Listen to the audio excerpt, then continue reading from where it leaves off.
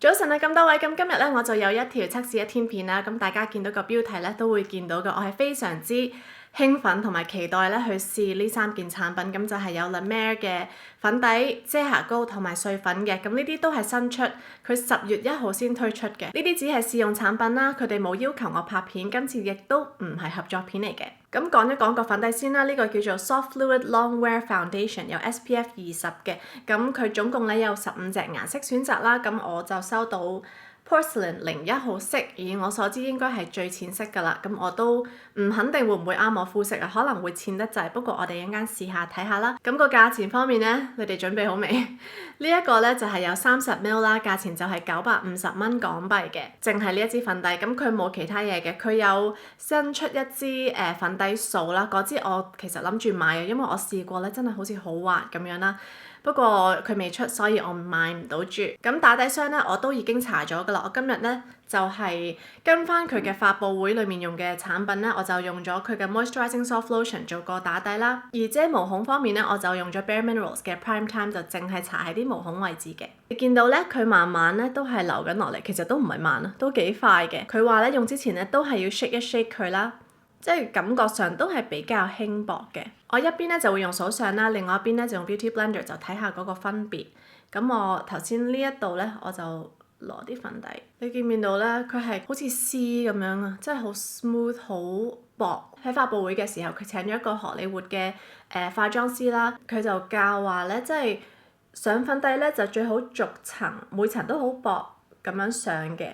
就唔好話一次過上太多，咁所以如果你好厚一撇嘢咁樣上，為咗去遮啲瑕疵咧，咁就會好重厚重啦嗰個妝感。掃咧我就見到係推開到有啲痕咯，係啦，咁你見到咧佢好多瑕疵咧，其實佢都唔算太遮到嘅，主要都係均勻翻膚色啦。咁佢都有講過嘅，即係發佈會嗰度咧，佢都有講過話瑕疵咧用翻遮瑕膏，咁大家咧可以睇下個分別。其實我覺得佢真係咧，整體好似均勻翻膚色啦，唔知係咪因為佢又淺色咗啲咧，就好似皮膚好啲咁樣啦。咁但係咧，當然就係好多瑕疵咧，都真係遮唔到嘅。咁一陣間我哋再出動遮瑕膏試一試啦。咁我就搽埋另外嗰邊啦。咁今次用 Beauty Blender 嘅，用 Beauty Blender 嘅一個令人憂慮嘅嘢咧，就係佢會吸咗好多粉底咯。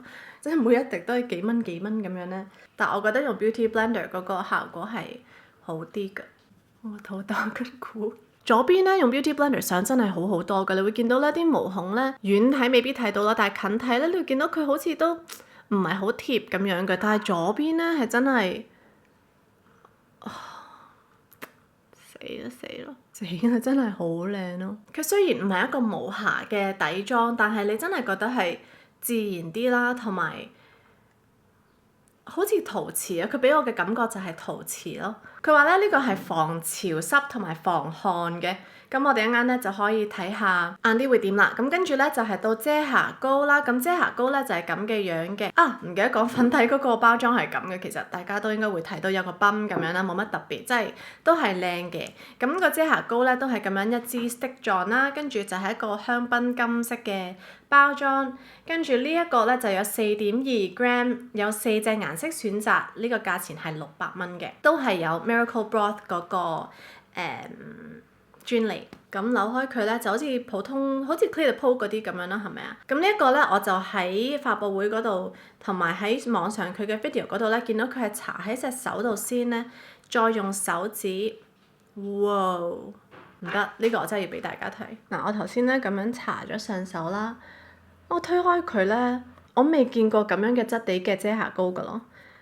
佢係好薄咯，我就揩咗啲落手指度，跟住咧就印上眼底位置先。咁我咧而家咁樣攞法咧，其實係好少嘅咋。佢喺我個手度咧，我完全覺得好似係冇嘢咁樣咯。但係你見到佢已經遮咗少少㗎啦。佢係真係薄到一個點，大家一定要去 counter 試呢個。就算你唔買咧，你都一定要試下咯。係，我真係未試過咁薄，感覺好似冇好虛無啊，好似咧冇 concealer 咁樣，但係你見到咧佢已經遮咗個黑眼圈㗎啦，即係遮瑕膏都係啦，薄薄咁樣逐層好薄咁樣去搽。咁我呢度都有啲紅印啦，定係血管、微絲血管咁樣啦。淡化到咯，唔係遮晒咯。咁佢網上嘅 video 都有話咧，如果仲有啲人係想即係再勁啲遮瑕咧，就直接用支棒啦。我哋試下呢一粒蜜啦。嗱，直接搽上去咧，個感覺就會厚重啲嘅。但係你推開咗咧，佢真係薄㗎，唔係呃你，大家真係要去試下呢個。但係咧，蜜咧其實就唔太遮到嘅。我要講多次，佢真係好薄，係零負擔嗰種遮瑕感覺。嗱，如果你好近睇咧，其實你可能會見到咧，佢有少少乾紋㗎。但係咁樣遠睇咧，我真係覺得佢係好自然，同埋咧，哇，真係好舒服。OK， 好，唔好再講啦。一陣間燒到你哋，唔記得講咧，遮瑕膏咧，我收到嘅顏色係 Light 12，咁呢個係好適合我膚色啊，我覺得。我可以證明呢個唔係玻璃樽啊！經過我頭先唔小心嘅實驗之後，佢跌咗落地咧係冇碎嘅。好啦，咁最後咧就係個碎粉啦。咁個碎粉咧就係叫做 The Powder 啦。咁個包裝就係咁嘅，拎開個蓋啦，佢裡面有一個 pop pop。咁個 pop pop 係嗰啲毛毛 pop pop 嚟嘅，跟住咧就有嗰啲粉啦。我一邊咧就會用佢個 pop pop 啦，另外一邊咧就用佢哋嘅 powder brush。呢一支咧就係650蚊嘅。咁而 foundation brush 咧，我諗住買嗰支咧就係600蚊嘅。好，嚟啦！冇嘢嘅好似，咁我上網睇咧，佢就話咁樣按壓上去啦，咁就撳咗入啲皮膚度，咁佢就幫你定好個妝㗎啦。我應該係唯一一個 beauty blogger 係唔識用碎粉，係滑咗好多咯，好似成個妝感咧係完整啦。我主要係想睇啲毛孔咯，呢一邊啲毛孔係撫平咗好多，係點解咧？仲係感覺上好似我摸緊自己啲皮膚咁樣咯，即係我係摸緊自己啲皮膚，但係個感覺好似冇嘢咁樣。咁我而家咧就用佢個掃，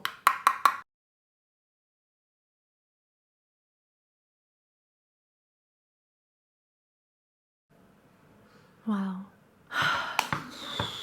好啦，感覺上咧佢真係好舒服，粉底、遮瑕膏、碎粉加埋都仲係好薄。好，我唔再講嘢住，我化埋個妝先再翻嚟啦。就算化好晒個妝啦，搽完胭脂啦，搽完 contour 啦，我都係覺得皮膚係好舒服。可能我平時咧用嘅粉底咧都係比較即係高遮瑕啲啦，或者係用 cushion 咧，咁就會真係個感覺係完全唔同嘅 level 嚟嘅。咁個妝感方面咧，你遠睇咧就真係我自己覺得幾好睇。我唔知道你係隔咗個 mon 睇係點啦，但係我自己覺得咧佢係自然得嚟咧，佢係 show 到你啲瑕疵嘅，但係佢 show 到個瑕疵之餘咧，整個感覺係真係好似真皮膚咯，真皮膚，但係都係好睇。唔知喺度講緊咩嘢，但係咧我都遇到有少少問題嘅，就係有啲位置咧其實都有啲棘棘地嘅，咁尤其是係鼻翼啦，我鼻翼不嬲都比較乾嘅位置咧，咁佢都係有棘住嘅，就唔覺得話佢係超滋潤濕潤嗰啲嚟嘅，因為我而家個感覺係好似冇嘢啊嘛，所以我都哇個太陽走咗。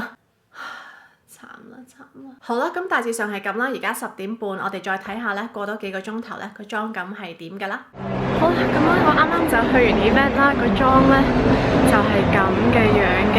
但係呢個就係嗰個商場嘅燈光，即係好似有少少靈靈地，但係個感覺仲係好舒服。冇事，你做咩？你石像嚟㗎你？唔喐嘅，寶寶。爸爸 ，hello， 黐線嘅你哋。好啦，而家咧時間就係2點05分啦，即係過咗3個半鐘頭左右嘅。其實開始咧係覺得咧有啲潤潤地咧，你話係咪真係油？我覺得係少少出油咯，但係未至於話係。都係嗰句啦，唔係一撇油喺塊面度。個遮瑕膏咧，我覺得佢甩咗一啲遮瑕度。佢個遮瑕膏好似嗰個持久度就一般般嘅，但係咧就唔係話好乾啦，都 OK，我自己接受到。要好近睇咧先見到啲紋咯。除咗三角位呢啲位咧，其他位置咧都係比較清爽啦。咁我而家咧都補一補翻嗰個遮瑕膏俾大家睇先，即刻好翻好多啦。係啦，咁而家咧。搽翻個遮瑕膏咧就 OK 啦。咁 anyway，我再過多幾個鐘頭咧，先再翻嚟做個 update 啦。好啦，而家咧時間就係5點34分啦，即係啱啱好咧就過咗7個鐘頭㗎啦。咁過去呢幾個鐘頭，自從上一個 update 咧，我就冇開冷氣，我主要喺室內咧都係拍緊片嘅，都有出少少汗啦，同埋都有少少焗咧，就覺得塊面好似係啦，真係有少少出油嘅呢一個位。你見到咧，就算係出咗油咧，有少少擰擰地咧，其實佢都唔係話好油。所以呢一方面我自己就覺得係幾好嘅，咁亦都可能因為咁咧，其實佢都係偏乾少少嘅，佢唔係話好水潤嘅。我會補一補個碎粉啦，喺一邊啦，可能另外一邊就由得佢啦。但係其他位置真係好舒服，我真係好中意。咁遮瑕膏咧又甩咗啦，但係我驚喜嘅係咧，遮瑕膏咧我而家補咗第3次啦，暫時都唔見到裂紋咯。好，咁我決定咧用 pot 咧就局部去補啦。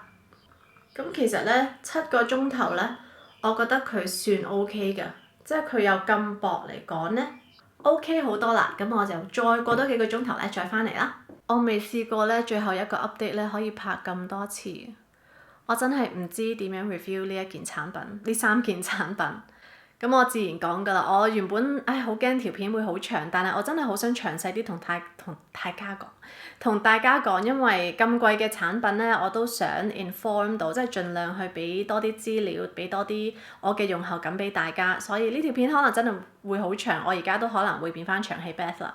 第一樣嘢要做嘅咧就係報時啦，咁而家時間就係9:04，即係已經過咗10個半鐘頭㗎啦。過去呢幾個鐘頭咧，我就一路喺室內啦，但係冇開冷氣嘅，所以係非常之熱。我而家都係好熱，出緊汗。咁喺我過去呢幾個鐘頭咁焗咁熱嘅時候咧，我都唔覺得個粉底咧係溶緊嘅，亦都唔覺得話出好多油啦，好焗啦，喺皮膚上面真係好舒服。呢個係好緊要嘅，要同大家講，因為佢會係我選擇去買呢個粉底嘅好大嘅衝勁嘅 push， 即係我會因為呢樣嘢咧而買呢個粉底咯，只可以咁講，因為佢真係好薄，好自然。雖然個遮瑕度咧唔算話太高啦，咁但係可以慢慢 build up 嘅。但係講真，買得呢個粉底咧，你都唔會想 build up 佢嘅，因為嗰種自然咧係好靚嘅，嗰種好自然嘅妝感咧係好真實嘅。咁我好中意佢呢一方面嘅嘢。